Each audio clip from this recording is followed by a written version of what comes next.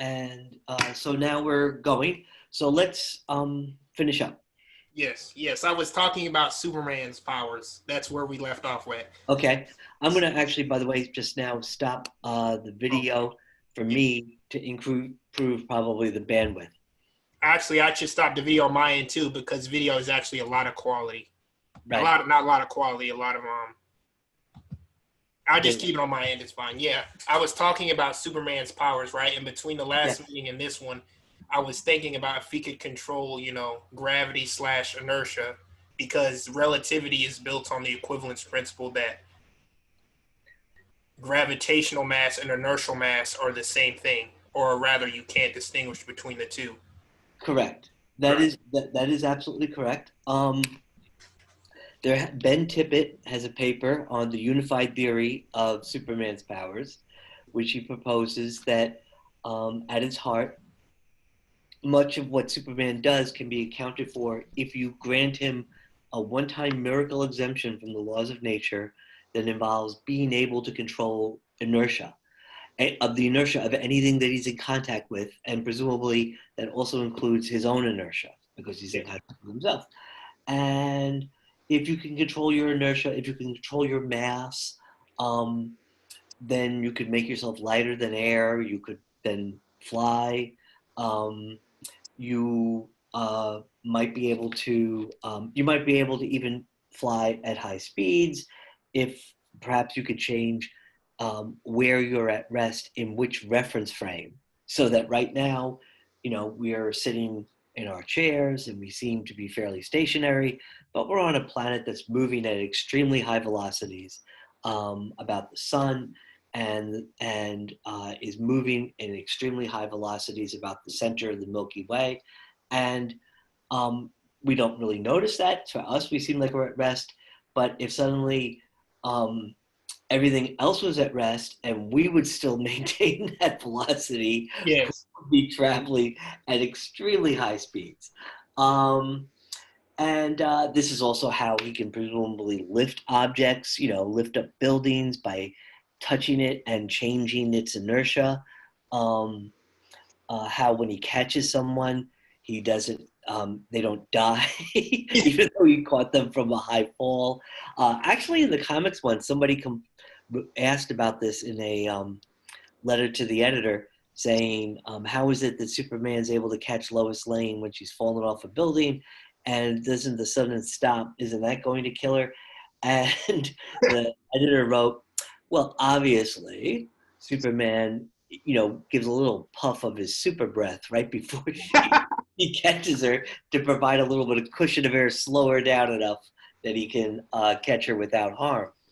But if he could control the inertia of Lois when he touches her, then he can suddenly make her much lighter, and the mass is much reduced.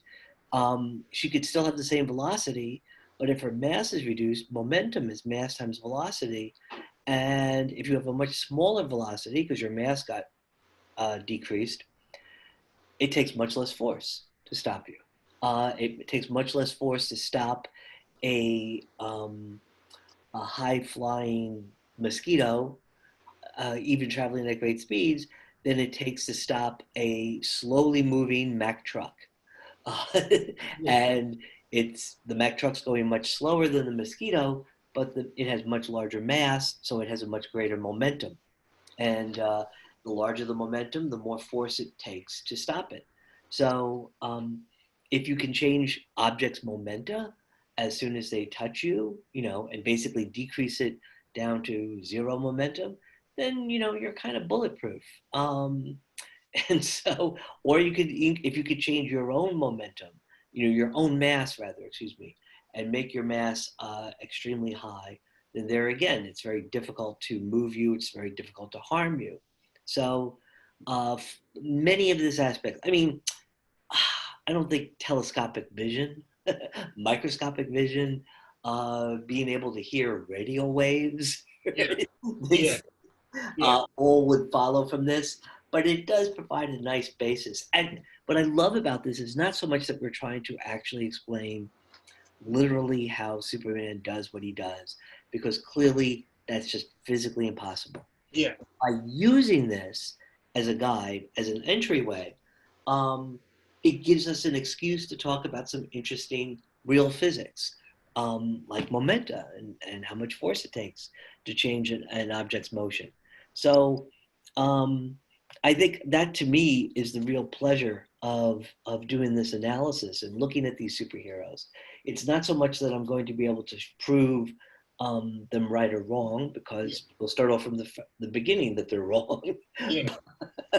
But it gives one an excuse to think about um, a fantastic situation and apply real world physics to it. And that helps build up the muscle memory the next time in the research lab we see something fantastic and unexpected.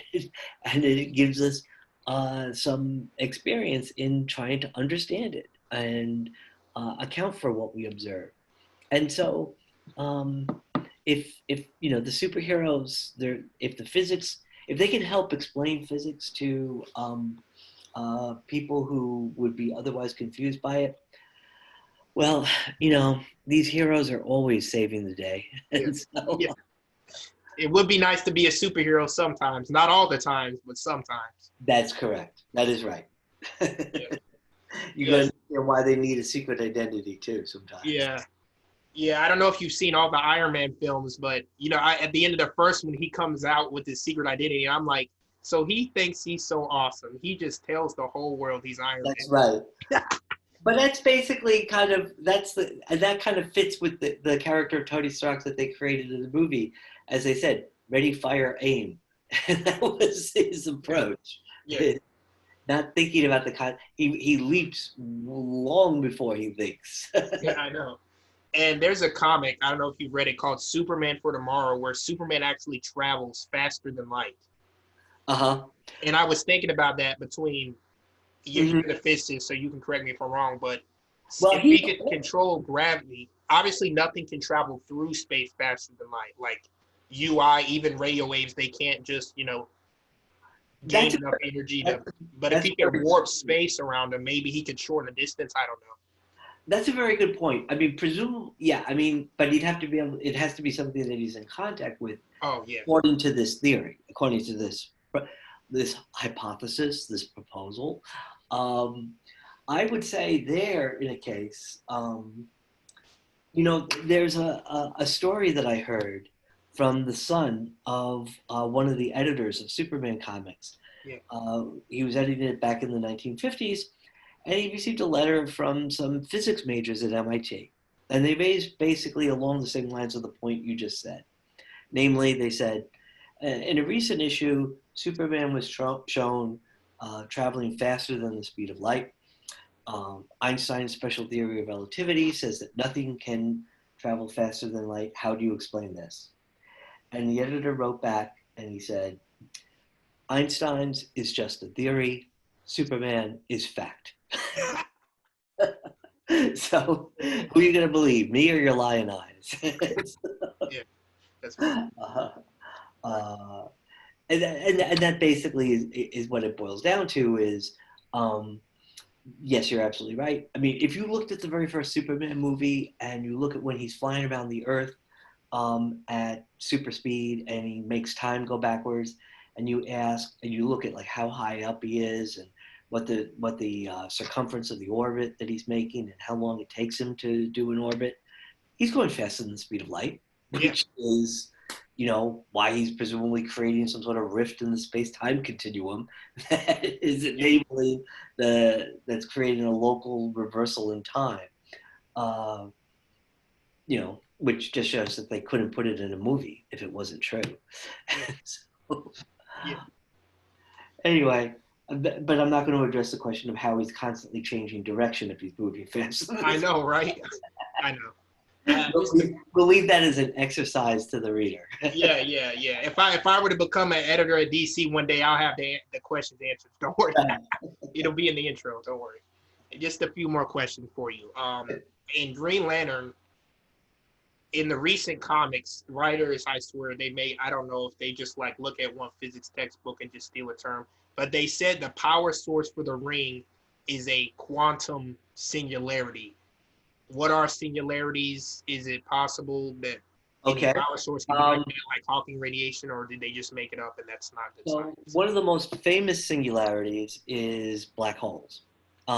So uh, the a singularity is not that surprisingly a singular point. A So that if you have, say, um, you know, if you have, say, the if you had a point object and if they say the gravitational force decreased as 1 over r squared, 1 over distance squared, but if the distance is 0, then it's 0 squared and you're dividing by 0, which is not a defined point, Yeah. not a defined thing in mathematics. You can't It doesn't make any sense to divide something by 0. And so there are certain terms that show up in the general theory of relativity, in other branches of physics, where there are expressions, and you say, well, what happens if you go into this region and you wind up dividing by 0? And the answer is kind of like, here there be dragons. here, here, it's like, what happens if I do that? Don't do that. So, um, and what happened? The deal is that we don't. Physics has to basically pull up short at these points. That they have to. You can't really address it, and there, all sorts of. You look at the Big Bang, and the Big Bang says that all of the matter energy of the universe was contained in an infinitesimally small point. And from that point, it exploded out, and we got the present universe we have. Whenever I go, you know, on a hike and you climb up a little bit on a hill, and you look out over acres and acres of trees, and their leaves are changing color. To me, that is where I kind of connect up with the infinite. You look at that and you think that this is so beautiful, and it goes on for so long, and you think about all the atoms that are contained in those trees. And this is just one small slice of what's on Earth, which is just one planet in our solar system, which is just one part of a galaxy, which is there are 100 million other galaxies. And you think, how could this all possibly have been contained in some infinitesimal point at the origin of the universe? Um, it is like, it cannot be really. I personally can't wrap my head around it. And so, um, moreover, the laws of physics kind of break down.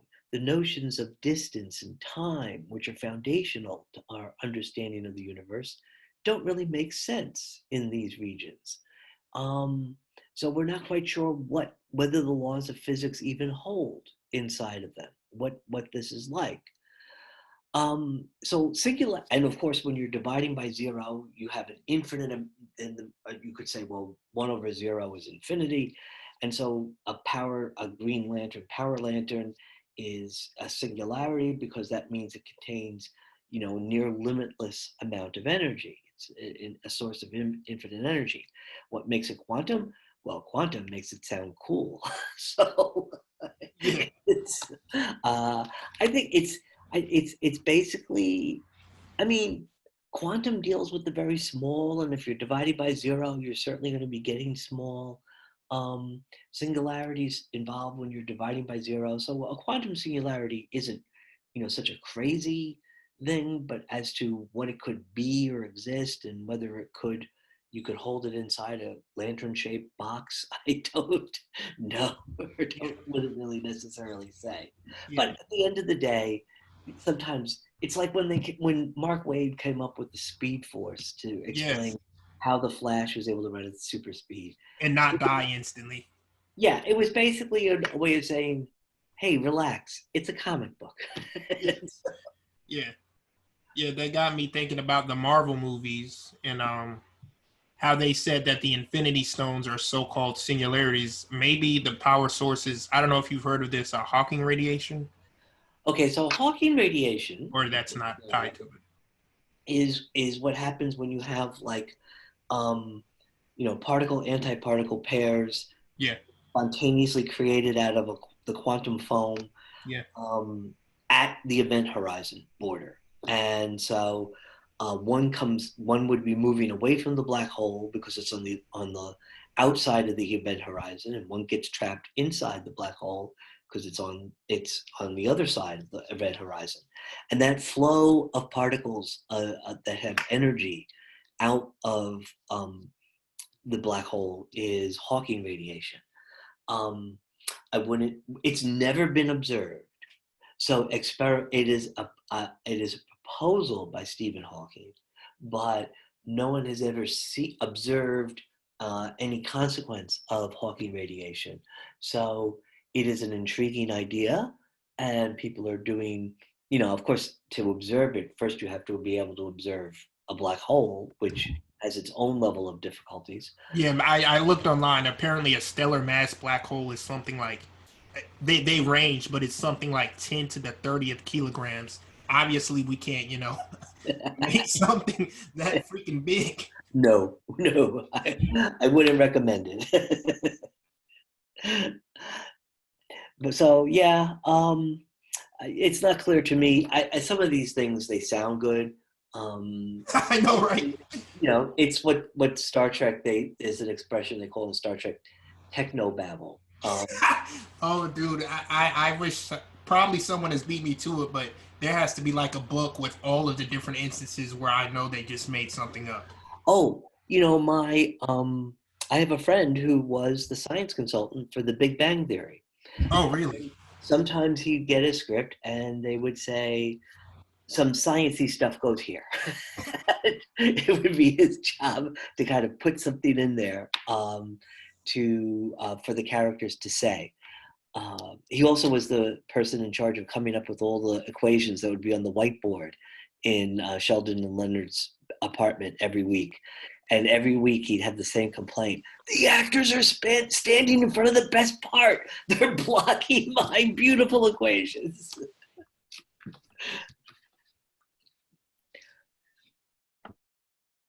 You still hear me? Oh, I'm still here. Yeah. Oh, yeah. I just think that's funny. Yeah, hold on a second. Hold on. I just think that's funny that someone just gave him a whiteboard and told him to write random science stuff. That's like exciting, but it's kind of insulting at the same time. Well, what he would do is he'd use it to actually put down some real equations, not just some random set of equations, but he'd put down stuff as if he was actually trying to solve a problem. And then he would every week have a blog post where he would describe what was on the whiteboard and what it actually meant and what was the science behind it. So he used it as an effective tool for science communication and for outreach. And the show was extremely popular. And so, they're seeing you're getting maybe 15 million viewers. And, if you can get 1% of that, that's still like a really good number of people that he's able to communicate with. So, no, I think it was fine. He was always, when he used to complain like this, he was joking. He wasn't serious. He knew where his position was in the food chain. Yeah, just one more thing for the recording session, since I know you have to go. I'm obviously not a writer, but I would say that the miracle exemption that most superheroes have is I think they can control one of the forces. They call it ESP or telekinesis or whatever. Like there's a Avengers villain, I don't know if you've heard of him, called Graviton. Oh, sure. Yes, and gravitons are the hypothetical force carrier. What do they call it? Gauge Well, carrying. no, the gravitons are the force carriers for gravity. Yes. Yeah. Yep. So if he could control it, presumably, he could create gravitational fields or make himself heavier and stuff like that. Absolutely. Yeah. There was Yeah. actually an issue of West Coast Avengers where they had Graviton, they had Zzax, who was an electromagnetic creature. Yeah. There was someone I think called Half-Life who would involve radioactive decay. There was something else that also related to nuclear reactions and the strong force. And the name of the issue was the unified theory. Yeah, because if you could control the strong force, presumably you could, I'm going to put this in quotation marks, you could transmute matter because that's what fission and fusion is. It's relying on the well, other forces, but the strong force as well. That's right. No, you would Yeah. absolutely be able to, but you'd have to be kind of careful because it's what's holding all of your nuclei together. Yes, So yes. you And you don't unless want, you had a force field or something, and if you weren't careful, the neutrons would disintegrate. yeah, or all the protons would suddenly be repelled from each other inside so you would your atoms would explode from the inside out. Yeah, That, there's a that character called Firestorm who can do that. right, right, right. I was like, if he could, obviously the lie is that he can control that force, but if he could somehow, if he knew the the whole periodic table and could reassemble atoms, then he could turn, say, plastic into gold, or Right. and so on. Because stars do that, but they use their immense gravity to do that. Yep. Yep. Yeah. So I was just thinking, like going back to Magneto in our previous speech, I was thinking that since he can control electric currents, maybe he can't just control electrons. Maybe he can control photons themselves. And Well, there's an actual. photons don't have a magnetic field, Oh yeah. Okay. nor do they have an electric charge. So it's not clear to me that he'd be able to control that. But they are the mediators, like Okay. gravitons are for gravity, photons are for the electromagnetic force. So it's not clear to me that he'd be able to do that, though. You think he could create magnetic? I don't know if you've heard of magnetic monopoles, because Oh, well, when he's affecting objects, some of the metals aren't magnetic. Oh, ferromagnetic. absolutely. Yes, they tend to be a little bit fast and loose with that. They think that anything metal is magnetic, anything metallic. Uh, he actually, though, when you think about photons, if you think about a bunch of photons, you have an electromagnetic wave, Yeah. and that's an oscillating electric and magnetic field. So it's very possible that he'd be able to maybe, uh, by interacting with the magnetic field of the light, change it in some manner. But that would require a tremendous degree of control. I think he's too busy just trying to wipe out the human race. Yeah. Yeah, and another thing I find funny before you get into recording, I always find it funny how they get these superpowers and then the first thing they want to do is like destroy the world. I don't know if you've seen Spider-Man 2. Have you seen that one? Or Yes. so Doc Ock, he tries fusion. I know you told me the last meeting, we failed at fusion, right? But Right. his bionic arms, he literally says, I don't know if you remember this, they're impervious to heat and magnetism. I said, I said, so he invented something that's indestructible, and you just stop. That's a Nobel Prize right there. You don't need to go any further. Yes, I agree with that completely. There's all these different things about and in fact, actually, there's a famous scene where Spider-Man is like fighting this pterodactyl evil being Yeah. Sauron, and he's like a super smart doctor, and Spider-Man's like saying, "Why are you doing this? With your intelligence, you could be curing cancer." And Sauron says, "I don't want to cure cancer. I just want to rob banks and stuff." Man, he could have become a billionaire. And then there's also the fact that those arms never run out of power either. Well, a completely a separate issue. Yes, Yeah. exactly. The power supply that makes nearly all of them work. Iron It Man suit, his arms, Iron Man, all of that is a big mystery. If we could crack that, we wouldn't need superheroes. Yeah. Yeah, I know, right? Yeah, I actually just bought. I don't have it with me because it hasn't come to my home yet. But I guess I'll show it to you, or you can look it up. The Invincible Armored Iron Man, and it details his powers, his jet boots, and stuff. Oh, cool, cool, Yeah, yeah. I was thinking about making a video on that one day.